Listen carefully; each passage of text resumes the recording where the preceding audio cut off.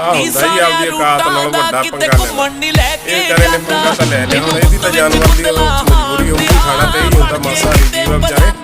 15-20 minute ਹੋ ਗਏ ਇਹਨੂੰ ਮਰੀ ਵੀ ਚਿੜੀ ਇਹਦੇ ਅੱਗ ਲੱਗੀ ਵਿਚਾਰੇ ਦੇ, ਤੇ ਇਹ ਗਾਂ ਲਗਾਉਂਦਾ ਜਵਾੜੇ ਤੋਂ ਗਾਂ ਲੰਘੀ ਨਹੀਂ ਤੇ ਛੱਡਦਾ ਮਾਂ ਦਾ ਪੁੱਤ ਇਹ ਵੀ ਹੈ ਨੀਗਾ। 15-20 ਮਿੰਟ ਤੋਂ ਅਸੀਂ ਵੇਖੀ ਜਾਂਦੇ ਸੀਗੇ ਤੇ ਇਵੇਂ ਹੀ ਲੱਗਿਆ। ਹੁਣ ਦੇਖੀ ਜਾਓ ਤੁਸੀਂ, ਇਹ ਬਾਹਰ ਕੱਢ ਲੂਗਾ ਤੇ ਇਹਨੂੰ ਕੀ ਕਰਦਾ ਸੀ, ਇਹ ਇੱਥੇ ਨਾ ਫਿਰ ਪਾਣੀ ਤੇ ਲੈ ਗਿਆ, ਪਾਣੀ ਦੇ ਵਿੱਚ ਡੁਬੋ ਕੇ ਵੀ ਨਰਮ ਕਰਦਾ ਰਿਹਾ, ਕਦੇ ਥੱਲੇ ਮਾਰ ਮਾਰ ਕੇ ਕਰਦਾ ਰਿਹਾ, ਤੇ ਪਰ ਇਹਦੇ ਕੰਮ ਸੂਤ ਨਹੀਂ ਆਇਆ ਹੈਗਾ।